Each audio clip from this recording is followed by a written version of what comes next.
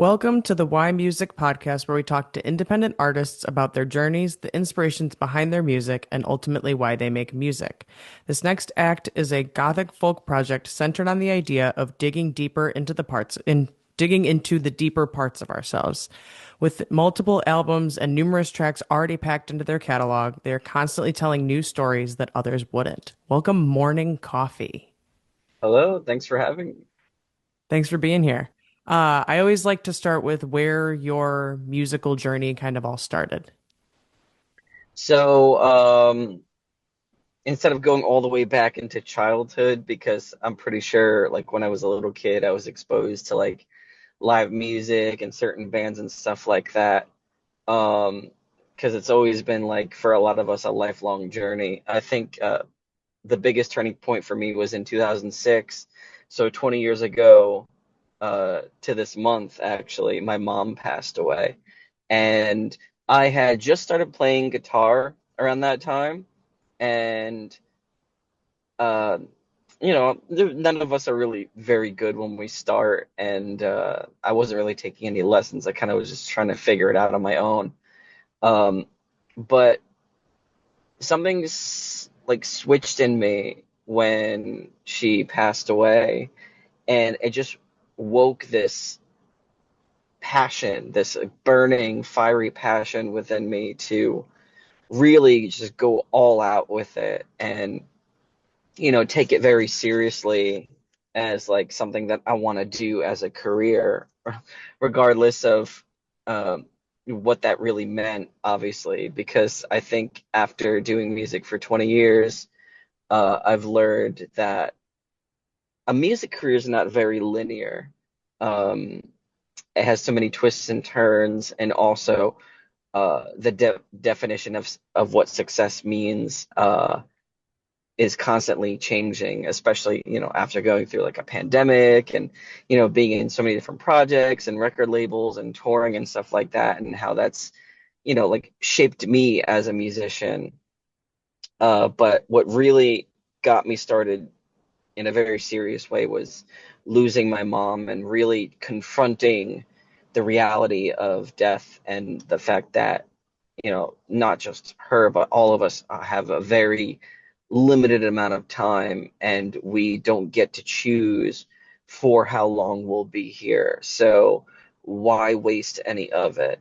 And so ever since then, I've just been fueled by that. And specifically, this project that started in 2022 is all about like being a lot more forward with that perspective and a lot more forward with dealing with loss and what the mourning process is like and how messy it can be. And, there's a lot of backward steps that we'll seemingly take on our journey, our healing journeys. So, yeah, I hope that answers it. Yeah, no, and I think that's a good example of like taking something that obviously is very devastating to have to go through, but being able to pull a silver lining out of it. Because I think sometimes in the midst of a tragedy, like, you don't want to like dishonor it by like just moving on, but you Mm, also like your life does have to continue, and so that you can still like that you've taken that, like, I mean, like you said, it's gone back 20 years, you're still very driven by this, like, message of time is, we only have so much of it and we don't even know how much of it that we have. And so using that as like an ultimately like driving force to everything else, like it's it's a like 2 decade long, and will continue way to mm. like, you know even though it obviously isn't a great thing to have to encounter, but it, like, it's carrying with you in a positive way for the last 20 years. Yeah, and that's the thing that bothers me about the stigma of like death and that reality is that like the reality of death is that it fuels life, it fuels like this idea of not really taking things for granted and not really like wasting time, and obviously like how finite things are can really I guess be a little bit gloomy and a little bit of a downer, but like it also really puts things into perspective and allows us to live a lot more fully. So, it's I think it's a gloomy topic when it's mentioned, mostly because like what you mentioned before, that like it's a little bit of a dishonoring thing to kind of just like push forward and move on, and move past it without like acknowledging it, whether it be Hmm. like a loss or whether it be whatever tragedies we go through in life. But like that's almost the perspective that we have as a society, because like it's been so stigmatized. But at the same time, like it also makes us like feel a lot more empty and like feel like life, like unless we have a certain job or unless we have a certain status or whatever it is, like unless we achieve something in life, that life has no meaning, when in reality life itself is the meaning, but we don't feel it because everything is like materialized. And the thing that gives life meaning truly is the fact that it's so finite, and it's basically this fleeting gift that as we get older, that's why like a lot of older people are always like frustrated with like youth when it comes to like, like I wish I could go back and I could do this and I could do that and I was your age or whatever, because I think it's so much easier as we get older to appreciate things because we're so much closer to death and it's way harder to ignore. But if we spend at least a little bit of our time throughout our lives just like confronting that reality and just embracing it, then we'll be able to not take things for granted and not waste our time and then wait until we're in our 60s, 70s, 80s, like looking back on what we could have done. Yeah, no, I think that's a really good point. It's like it's not until the deadline is right in front of our faces that we're like, "Oh, I should do something," like because that's right around the corner. It's not and like there's no that pressure isn't there unless you're like you said like in that kind of older stage. Mhm. Um, yeah. No, that's a really good point. What do you find most often inspires your songwriting? Not just the tragedies that we go through in life, but our reaction to them. I'm very captivated by how at different stages in our lives, also different stages that we're at in our own lives, how different our response to the exact same thing could be, whether we're more experienced with it or whether we're just like emotionally just in a different place. Like say for example a breakup, right? The new record that I put out, like a lot of it does have romantic perspectives, but like different reactions to that same kind of perspective. Whereas like maybe a song earlier on the record is a little bit more like starry-eyed and a little bit more hopeful that things will work out, even though the writing is seemingly on the wall. Whereas like towards the end of the record, it's so much easier to see the writing on the wall, maybe because the person in the song is already familiar with the telltale signs, they've been there before, or um, they're just like emotionally more prepared for something like that to happen, regardless of whether or not it's gonna happen. Um, so I could be inspired by something as simple as a loss, or something as simple as uh, meeting someone new and being inspired by the excitement of getting to know someone new. but I'm also inspired by how at different stages in our lives, how we can have completely different reactions to those events. And I just find that so fascinating.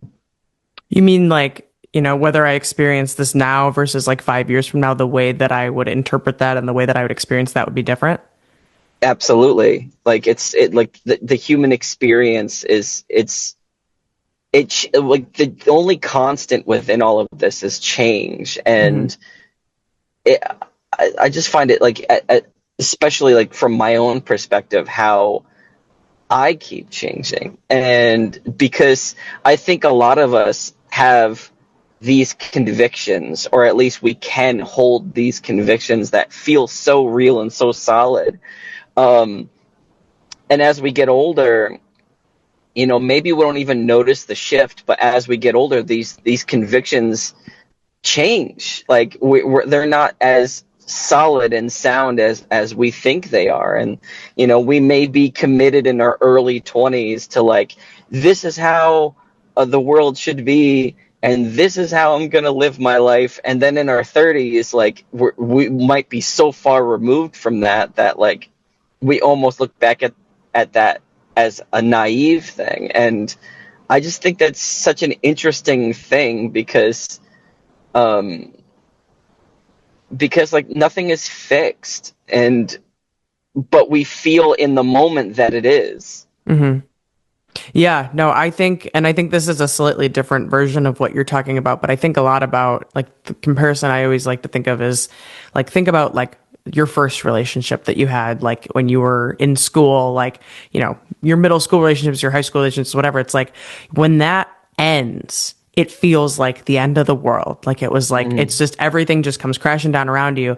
And then like 5 years later, when you're an adult and you're looking back on it and you're kind of like that was dramatic of me to experience it to such a degree because it's like the world that you know is so much smaller the younger that you are. And so Mm-hmm. you don't like you haven't experienced anything beyond that. And so it hits you so much harder because of the size of the bubble that you're within. And so like as that bubble gets bigger, like those things become a little bit more of a blip in the pan and a little bit less of an earth-shattering experience.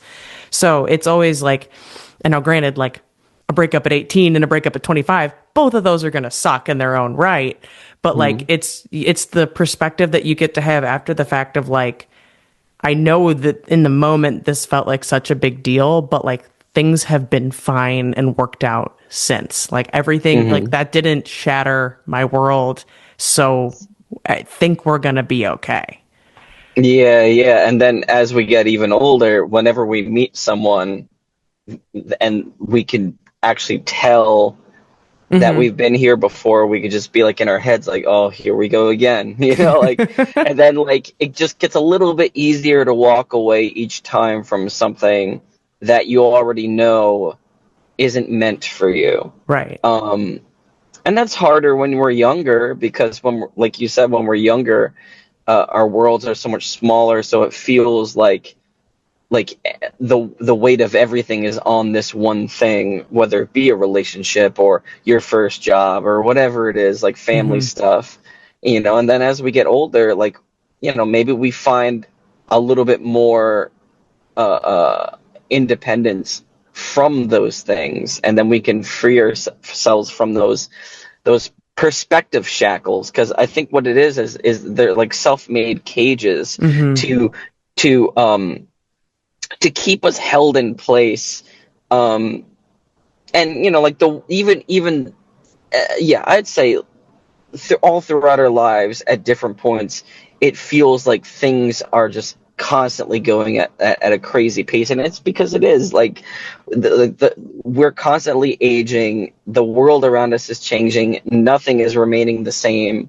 So like even as we get older, like no matter what, like I think we're always looking for things that we can like hold on to, whether it be like a style or a friend group or a relationship or a job, because like we're looking for stability somewhere, because the reality of the universe constantly changing is it just feels too chaotic, and we just want that stability because like just to have no sense of control at all is like too unnerving, even though that's the reality of things. And I Right. just Like, think that absurdity is great. yeah, no, it's the irony of like we want something to remain the same, but the only thing that does remain the same is that things never do, right? And that's what this record's all about. It's so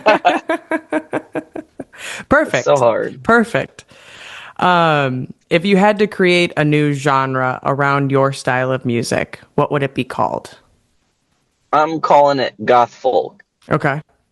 Why? And because um, I've been a folk musician for a while now, but a lot of the bands that I listen to, I guess, like you call it like The Cure and The Smiths and, like a lot of these more like post-punk gothic bands, Joy Division, New Order, all this stuff.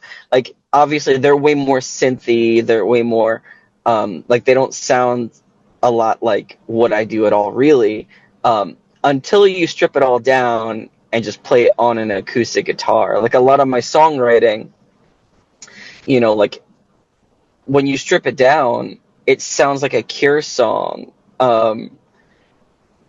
But like how it's dressed is differently, like instead of like adding synths and like all these different kinds of electronic sounds, like I'm adding violin, I'm adding acoustic guitars, but it's the same genre at its core with a different coat of paint.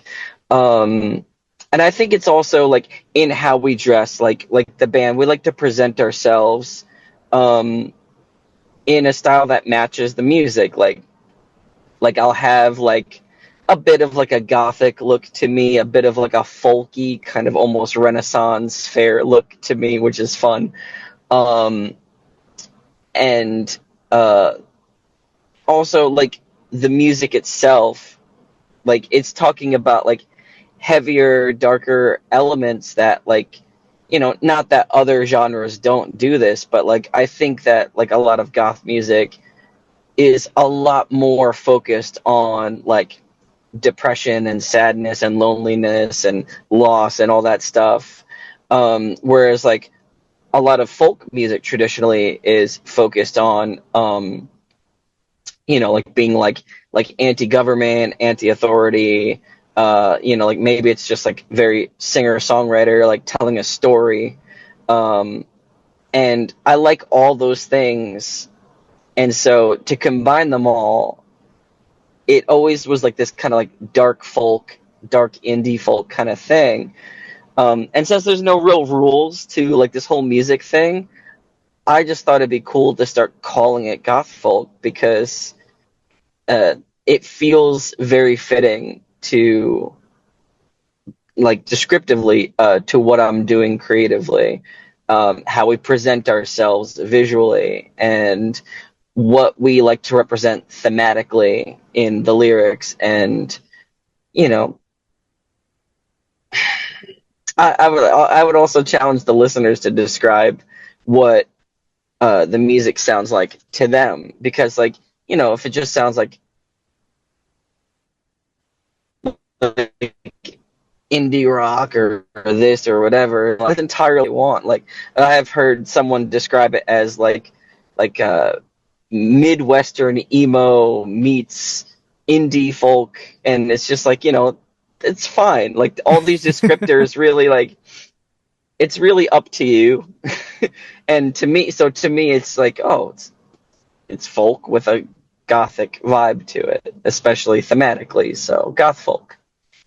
No, and I think that you brought in the like visual aspect of the band to like the genre conversation is like interesting, but then also like it makes it like fall more in line. Is like it's not because I don't think that anybody's ever, when I asked this question, I don't think I've ever really gotten that perspective of a response, because it's not just that, because like I think certain genres or certain corners of certain genres, like you can have a lot of the like it's the brand of the artist or the band like can look very different, even if they all kind Hmm. of sound similar because that's just their own their own pocket of that lane. But like to have it be that it not only like wraps up and summarizes the sound that you guys are creating, but it also like it's like if you were to picture like if you close your eyes and you picture like what you think a goth folk band would look like, what you're describing is probably what I would picture. And so like it from top to bottom, like the brand falls in line also with what category we're putting ourselves in. So, Hmm. yeah, and I think like, you know, standing out visually is always important just from a brand perspective, but like to have that be like an additional driver of what the sound and the genre ultimately are, like Hmm. wraps it up in a nice little package. Yeah, I think for the at least for the first 5 years of doing music since my mom passed, like I was always trying to fit into something that like I just really enjoyed and I thought was cool. Um, I wasn't necessarily trying to do my own thing until by the fifth year where I was like, what if I, and not that other bands weren't doing this at the time because there absolutely were bands that were doing this, but what if I combined like this pop punk sound with like some more of the screamo stuff that's really popular in my area at the time, like the breakdowns, the screaming, and we'll just go back and forth from like really bright upbeat stuff to these breakdowns and these screamings, and we'll just try to like make it work. Um, Obviously, there's other bands at the time that were doing it in their own way, like a 4 Year Strong, A Day to Remember, and stuff like that. So it wasn't like we were reinventing the wheel. We were just trying to find a way to make our style of alt pop rock to kind of blend those genres together. And then ever since then, I've always been trying to find new ways to combine different things that I like. Like for several years after that and before this project, I was in like an indie rock band that wanted to take what Young the Giant was doing and mix it with like what Nirvana was doing, and then try to mix that with um, just like really like oceany sounds. So it's like grungy indie rock with a very summery sound, but like also like had this like wall of sound, like, and we were calling that like sea gaze, like it's gazing out at the ocean and it kind of is calming and soothing, but could also be wild and chaotic. And so it just makes sense for someone like me to now be in another project where I'm once again trying to combine elements and then giving it its own title, because that's just so much more interesting to me than just making music that fits, like once the songwriting is good, then it doesn't matter what genre it is anyway. But I do think that like doing something that's a little bit different is a lot more interesting and entertaining as a songwriter for me anyway. Yeah. No, I think like naturally we bring our own unique perspective, but also like you just kind of also need to then authentically carry that out because the authenticity is going to be what kind of makes it unique. You know, like it's like Yeah. the perspective that you bring is what's going to differentiate you because no one else has that exact perspective. So, if you had to pick two or three artists that you think your music is like a combination of, who would it be? Let me think. Just because we got compared to them recently, I would say the War on Drugs, um, and then The Cure. Um, and I guess both bands, even though they're separated by decades, both bands can definitely be similar in some ways, depending on the song, depending on the vibe. Obviously, The Cure's been around forever, so like their body of work is so big that they've already tried a whole bunch of different things. So there's certain songs like In Between Days that can sound a little bit more like an indie rock song. And obviously, War on Drugs is uh, very much like kind of like an indie rock kind of band. Um, but then there's like songs that they have that have like a little bit more of like a trippy, almost wall of sound kind of droney sound. And then you have The Cure where they go way more dark and gothic with some of their records. So but there's elements there from both those bands from us for sure, and it's been pointed out by people. No, and I think it's like it's interesting, and I mean it makes a lot of sense to have like two, like you said, from different sorts of eras or time periods, and like you said, there's decades between them, because it's like it's there are so many aspects of music that change over time, but there's also so much that like still remains, and like you get bands today that sound like ones from 30, 40 years ago. Like it just Yeah, there are some things that like only not I'm not gonna say only can change so much, but like good music's good music. So like why wouldn't we kind of like want to match, not necessarily trying to be like the second coming of whoever, but like, hmm, like why wouldn't we continue in like this kind of lane, especially if you're someone who I feel like we usually tend to try and make the music that we grew up loving or love currently. And so like it's always cool when it's like the passing of the torch in that way. yeah. And how interesting would it be for a band, especially considering a lot of people listen to a lot of different things, but a band, instead of waiting 30, 40 years to have that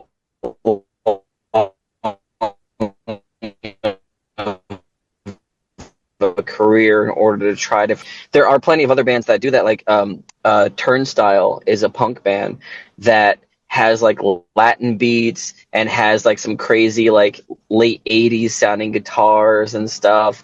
And so they're mixing like different kinds of like punk and like almost like it, certain elements of indie rock in there. And so like there's bands like my band will capture like older listeners sometimes because we have influences from like chiller bands from the 70s, like a Fleetwood Mac type of band, and they're not able to put their finger on specifically which band, but they're like, I really like your band because you have like a sound like that reminds me of like bands that when I was growing up. And like, and I think that's cool. But then like there's also like artists that I'm influenced by that have only been out and around for like the past 5 or 6 years. Um, so like I don't think that, especially with streaming and the way that like people consume music nowadays, I don't think that like it's as interesting to kind of just be part of a niche or to just have one specific sound, like one defining sound, um, as opposed to like having something that's a little bit more diverse now. Like put out like the record that we just put out, even though like I'm calling the project itself a goth folk project, there's like elements of like lo-fi bedroom indie electronic stuff going on. There's like straight up like indie rock, or like almost like alt emo band influence stuff. There's straight up folk songs, like, and I just think it's cool to have all these different elements together because then it makes a much more interesting listen for someone that's listening. And considering that most of us listen to a lot of different things, it'll like tickle different parts of your brain as opposed to like you're just kind of getting one flavor the whole time. Right, right. I think, yeah, I mean, I think kind of naturally we fall into a pocket that we find ourselves commonly in. But then, like, I love an album that's like from an artist that's like I kind of like took a step a little bit in this direction, then and then a different song I kind of went a little bit this way. It's like if all of them sound like they're just falling in the same line, like it's one of those where it's like I'm gonna have to listen to this a few times before I can like figure out what's what. But like if you put in a little bit of variety, like you know what I mean? Like have you ever heard an album where it's like top to bottom, I'm like, these all kind of sound the same. Like we're a little bit too Yeah. all on the same page. You need a little Hmm. bit of like, if you are more like that's what I always appreciated about like your more like punk projects is like you always get a good ballad or two out of there. You always get like a Yeah. nice like acoustic guitared kind of like ballad out of there. And it's a nice change of pace. And that's kind of what rounds out a project. It's like people like as people we're not one dimensional. So why should anything that we produce be one dimensional? Yeah. But what's funny is that like even though I've only been making music for 20 years, I've been consuming music for my whole life, and I remember a time when that's specifically what you were looking for. Like, before Billy Joe Armstrong picked up an acoustic guitar to write Good Riddance, which became like a big hit for Green Day in the late 90s, most punk records did have that top to bottom sound. And, like obviously different songs might have different energy and different hooks and stuff like that, but like it was always that same vibe.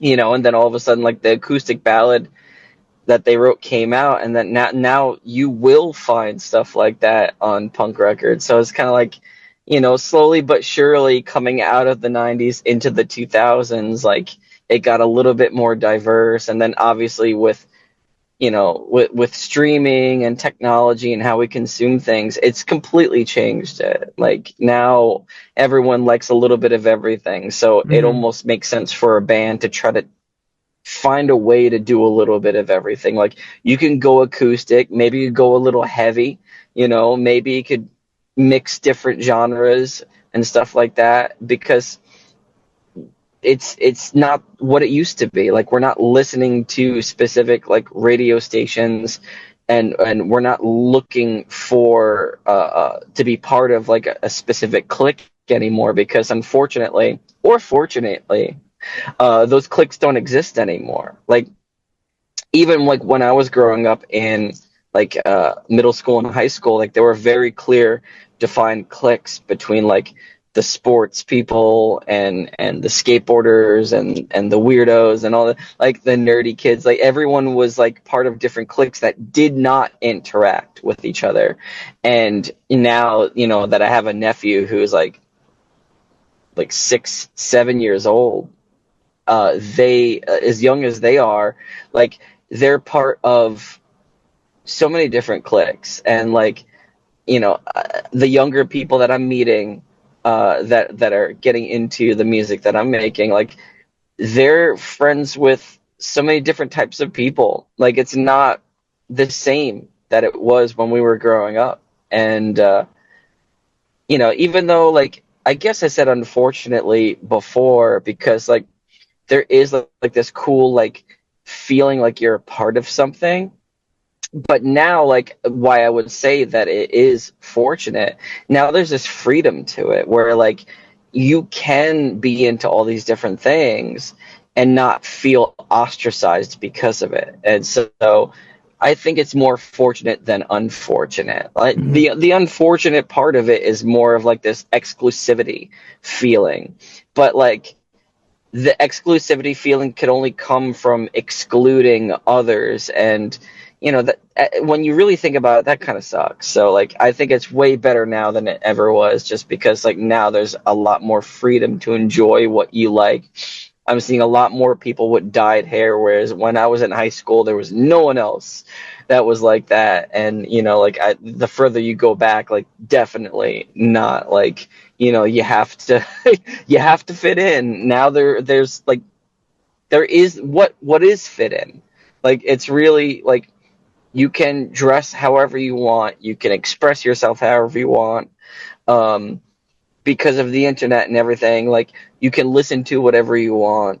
There's a niche for everything, there's a market for everything. And so it only makes sense to diversify how we express ourselves artistically in order to meet how we are culturally now, which is extremely open and homogenous, and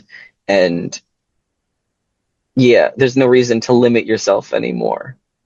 No, yeah, and I think comparing the like album genre thing to just like the way, like you said, people are socially anymore is like it's a really good comparison because it is, you know, I think the more like you fall into the clique or the niche that's very like the biggest part of you.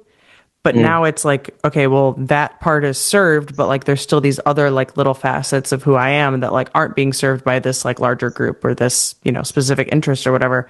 So we have now kind of allowed ourselves to explore a little bit more of that and like be more well-rounded and complete versions of ourselves. So, no, I think that that's a really good comparison because I mean everybody knows the clicks, right? Everybody understands that as a concept and as an experience. So yeah. This is the segment in the podcast where I take a question from the previous artist for this week's artist, and the question from the previous artist is: at this point in your career, is there anything that you would change about what you did in the past to then change what happens for your future? Um, Absolutely.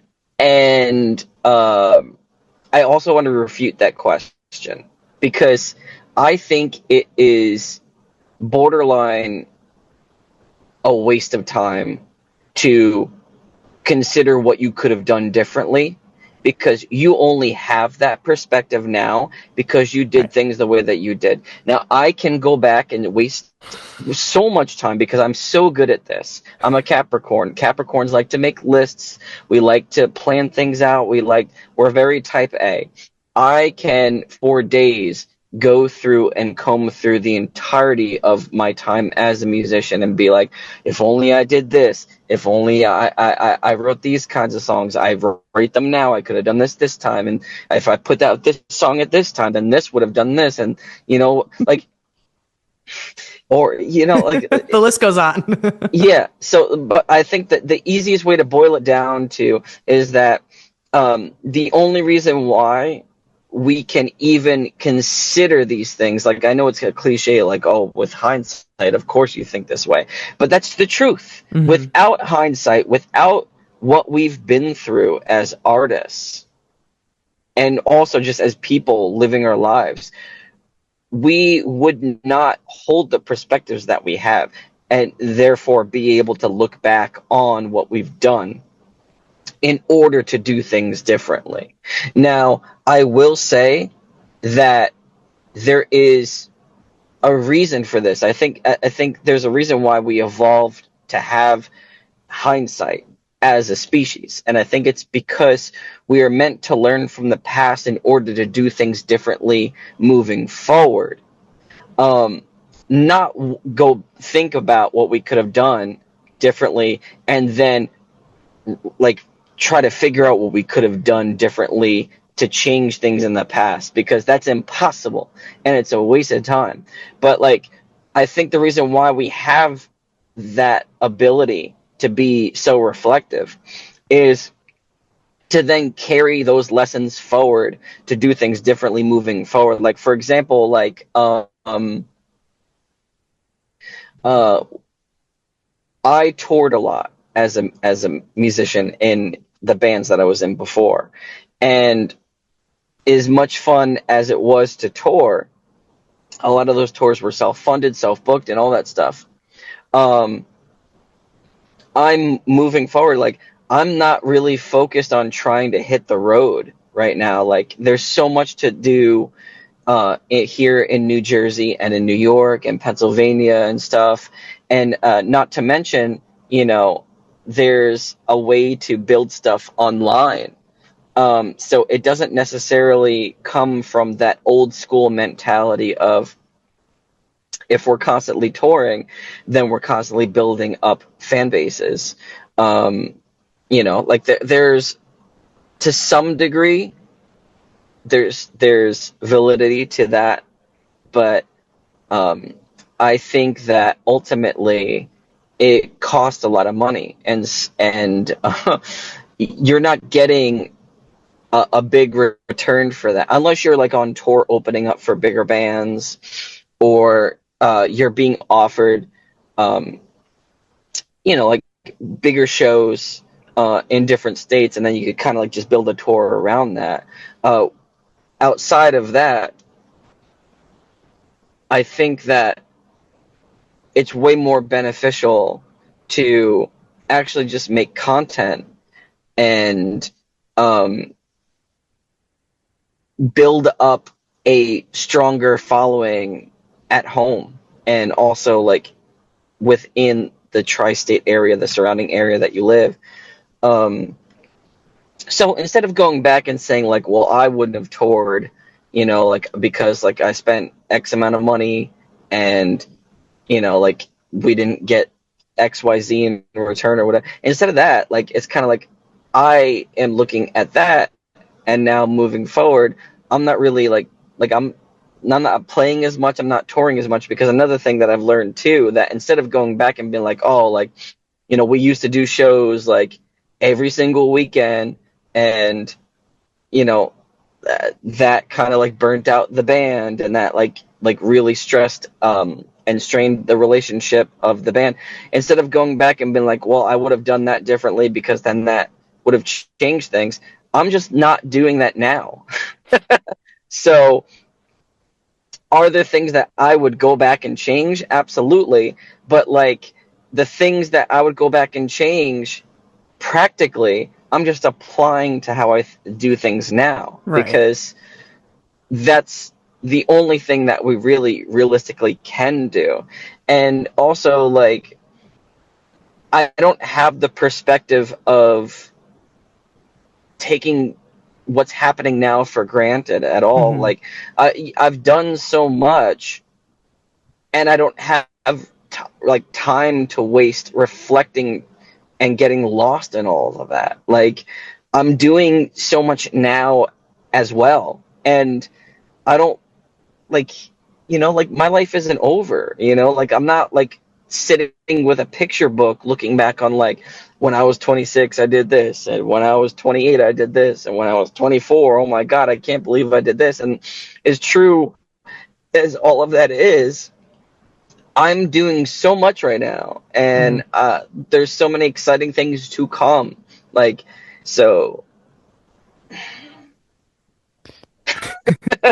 No, I I get, don't know. yeah.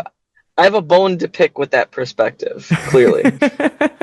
No, I get it because it's like, yeah, like you said, I think ultimately the lens of it isn't like, because yeah, I mean, it doesn't do you any good to mourn a mistake. Like, it's more about, okay, well, if I would have done this differently, yeah, it would have worked out differently, but I can just do it differently now.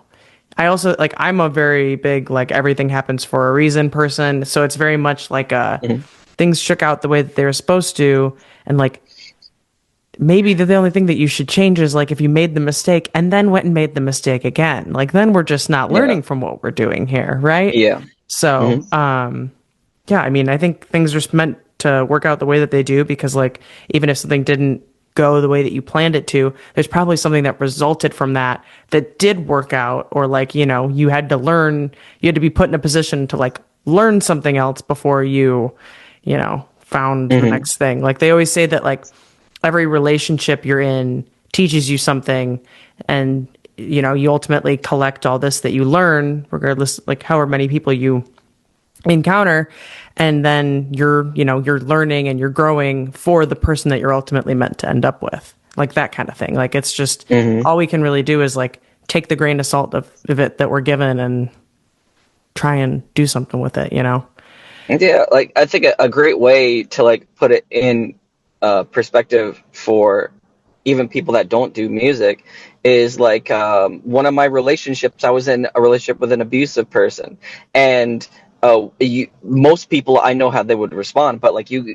could ask me like, well, oh, you dated that abusive person, like, don't you wish you didn't date them? No, because I dated that abusive person. It taught me to stand up for myself. It gave me like a deeper sense of self-value and self-worth, and it gave me the courage to like learn how to break up with people and to not stick around and try and make things work with someone that's clearly making me miserable. Like it's not our responsibility to teach people how to be in relationships. It's our responsibility to uh, um, do what's right for us, regardless of whether or not that hurts someone else unintentionally. Hmm. And so apply that to music. Like, we make mistakes or we make decisions. Also, we're calling them mistakes because after the fact we know that they weren't the right Right. thing. Right. We But thought they in were the the right thing moment, when we did it. yeah, Otherwise, we wouldn't have done it, right? At least in theory. that's why like I use the relationship angle, because in the situations that we're in, we're making choices and decisions, and then we have to live with those choices and decisions and either learn from them or continue to repeat them.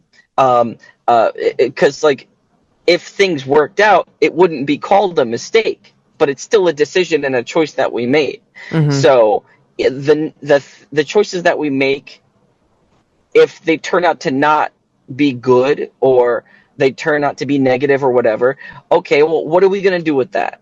Or what are we going to do with that? Because we can't go back and change things, but we can like take what happened and move forward, right? And think differently, react differently, make different decisions. Hmm. Otherwise, um, you know, what is the value of being able to look back on what we've been through? And like, what's the value of a mistake? The value of tragedy, of someone dying in your life, what is the value of that? Because everything holds value.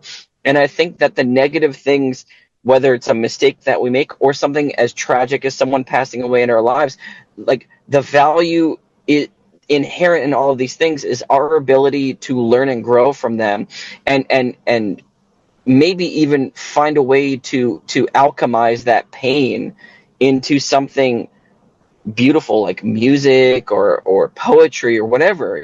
Like, that's really what I'm here for, and that's what I'm trying to do creatively. And I think that's what the human experience is all about. That's what I think it is. Hmm. So yeah, I could keep going just that based on this. Well, I'll help us move along and Mm. ask what your question is for the next artist.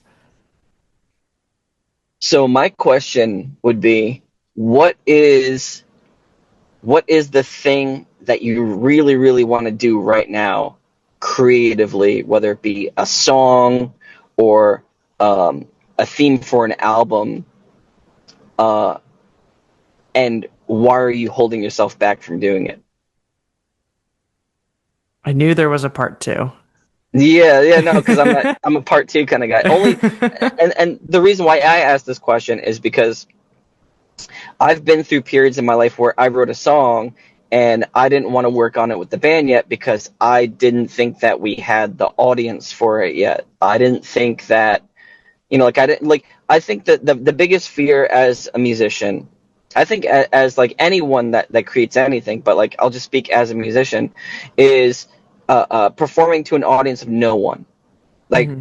we don't want to write a song that we think is really good and really deep and really meaningful to us and then put it out there and to have it be received by nobody. Hmm. Nobody cares. And even though that's not entirely true, like Right. with social media, we could post something that has no meaning, that is completely silly, and that would be received by people. But like, regardless of like what it is, like if it is something that's like really deep, um, it will be received by people. We're just not in control of how many people it's being received by. And the minute that we are way too worried about like whether or not people care, um, that will start affecting why you do what you do. Hmm. When in reality, the whole reason why we started doing what we do is because like we just had this like feeling in our gut to like make something. We want to make something. We want to express, like, we're feeling a certain way, so we got to get it out there. And to like not share that with people is a tragedy in it of itself. And that's why, like, with the project that I'm in now, like, at the very least, I want to put out a record every year. And, sometimes uh, I'll put out like a couple, or like 2024 was the most creative year of my life. Hmm. And I put out, if you count cover records, like records of like just cover songs, I put out at least 3 records that year. Um, and that's just because like I was feeling so much that year, and I was very inspired, and I just had to get it out there. And like, what's the point of waiting? Like, even if there is a fear of oversaturation, like, oh, you put out a record in March, and then you put out a record in May, and then you put out a record in December, like, aren't you worried that people aren't going to listen to the songs? And like, no, because like, not only does social media make it so like you can just promote your stuff and push it out there, but also like I'm getting this out there for myself. Like I want to not just create for other people, but I also want to create to really get this off my chest so I'm not living with it. Like, that's another thing too, is that like, holding certain things back, then you to get back into that previous question, right? Then you're going back and thinking like, damn, I should have put this song out this time. Well, if you were just putting your best foot forward the entire time, then there would be no looking back saying, damn, I should have done this, or damn, I should have done that. Just do it now. So Right. that's my answer to my own question, is just do it now. It, Yeah. Yeah. Yeah. No, yeah. And I feel like sometimes like the things that we put off the most are the things that we need to do the yeah, most. Like yeah, it's the things that we're like waiting on that just need to be what comes. So yeah. yeah, just do it. Just do the thing. Easier said than done, but like great in practice. Mm. What is it that you think sets you apart from other independent artists and bands? I think the thing that sets me apart uh, is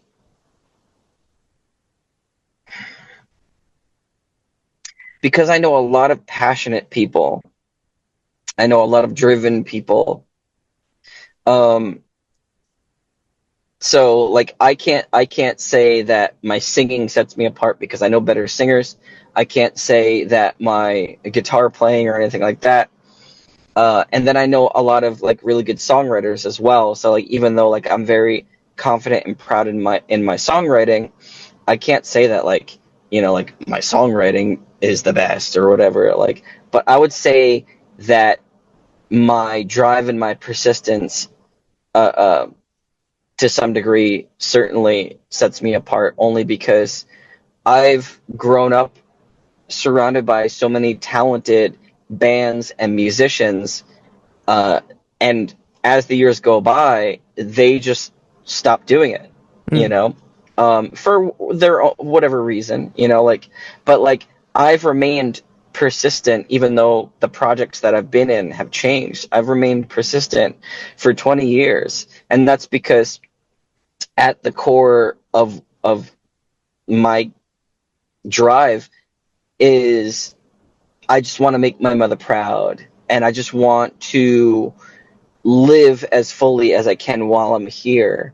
And I'm not really concerned with, even though I've had the record deals, even though I've had the touring, even though I've done, whatever, I'm not really concerned with the outcome. I'm concerned with the process.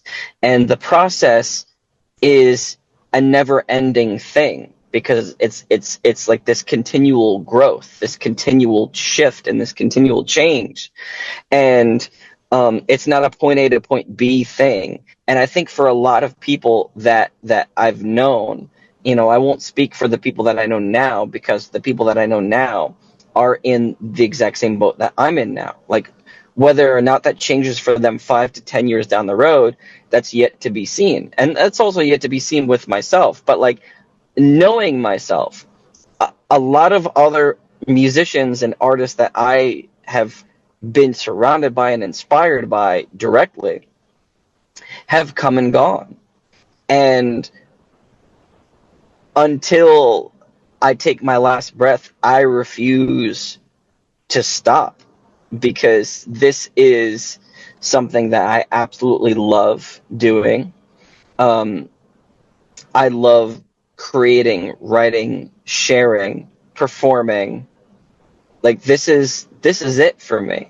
And regardless of where it takes me, the highs and the lows, that's not up to me. And I'm completely unconcerned with what I'm not in control of. I'm only concerned with the creative process and doing something that excites me, and expressing myself through these different forms of art. Because I also like to write poetry, and and then creating content is its own kind of thing. But yeah, um, I have yet to vanish into the void and quote unquote give up. And I don't think I have it in me. Obviously, things change over time, but I'm just as driven and as inspired as I've ever been since the day I started, since my mom passed away. And, you know, that might be my year zero, but so much more has happened within my life since then. So I'm compounded with more, like things to be inspired by, like good things to be inspired by, but also like tragedies as well. Like I've lost more people. Like I've had dreams fall apart. And so it's not just like my mom passed away in 2006 and I've never stopped since then, and it's been exactly the same. It's more things keep happening, good things and bad things. And as life keeps happening, I keep finding myself more and more inspired to keep going, to keep pushing, to keep seeing how far I can go, with like the songs that I write, uh, um, with the growth that comes out of that, and to also be reminded that like the outcome is not up to me. So like we'll see where things go. Like I'm here talking to you right now. A couple years ago, like maybe I would get some like press or whatever, but like I wasn't really doing any like interviews or Hmm. like podcasts and stuff like that. So that's cool that this is where I'm at now. Let's see where I'm at next year or the year after that, but that's not really up to me. What is up to me is whether or not I choose to keep going, and also what and how I decide to challenge myself with next. And I think that that is the exciting thing. Is I don't know, like it's just like I'm here. Like why? Like there's no reason to like stop if I'm enjoying myself, right? Like this, like at its core, it's a fun thing.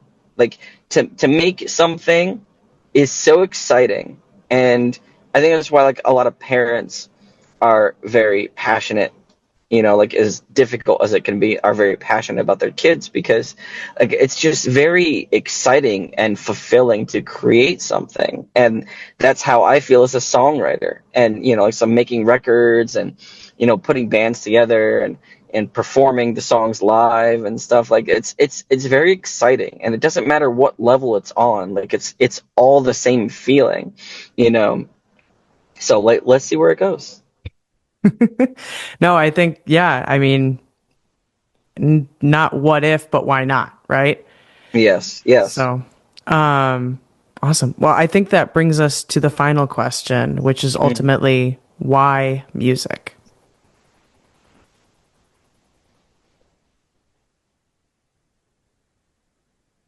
So I could go back to when I was really young, in a broken household, divorced parents, everyone's shouting and yelling and fighting. And I could see the young version of myself, or I could become the young version of myself since I was.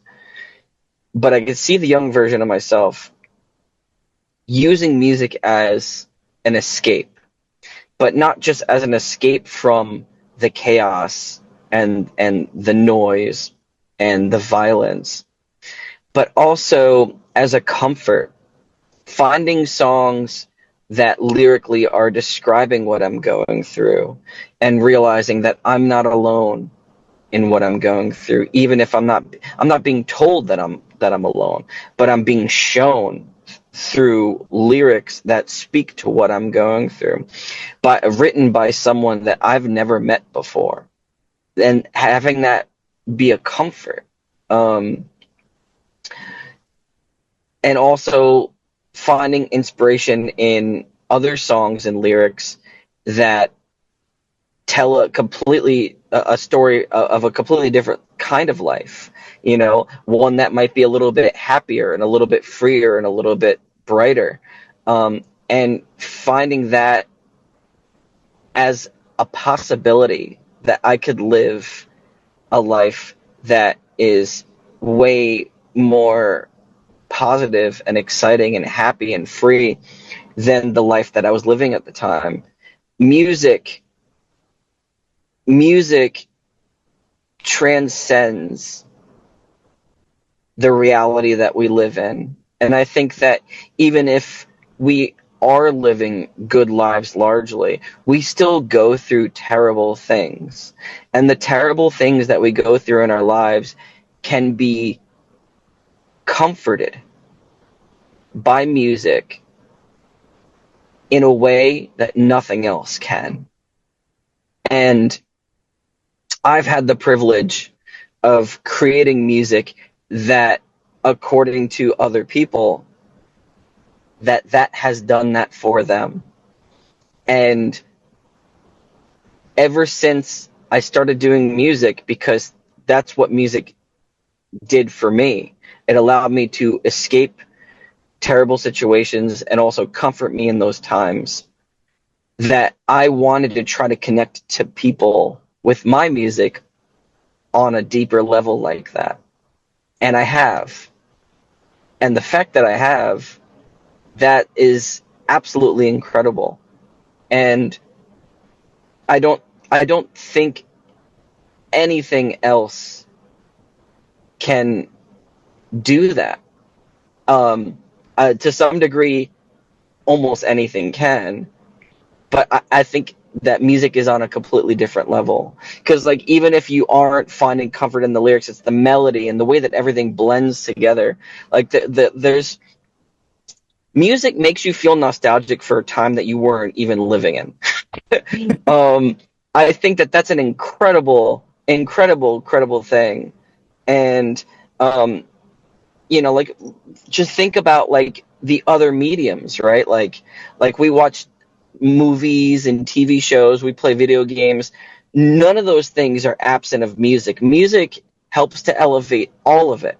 Like when we're on our car rides, we're listening to music. When we like maybe we're on a hike or we're at the beach or we're in nature, like we're listening to music. Like music helps to elevate everything, and it helps to connect us in ways that like where language might fail, because of the melody and because of the sound, that like even if there's a language barrier, we could still listen to a song from a completely different culture and get it because of how it sounds, and we could understand the spirit behind it.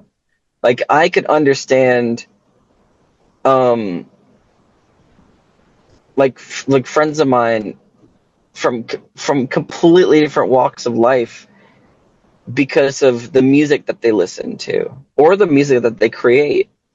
um it's the truest form of expression, I feel, because when you think of music,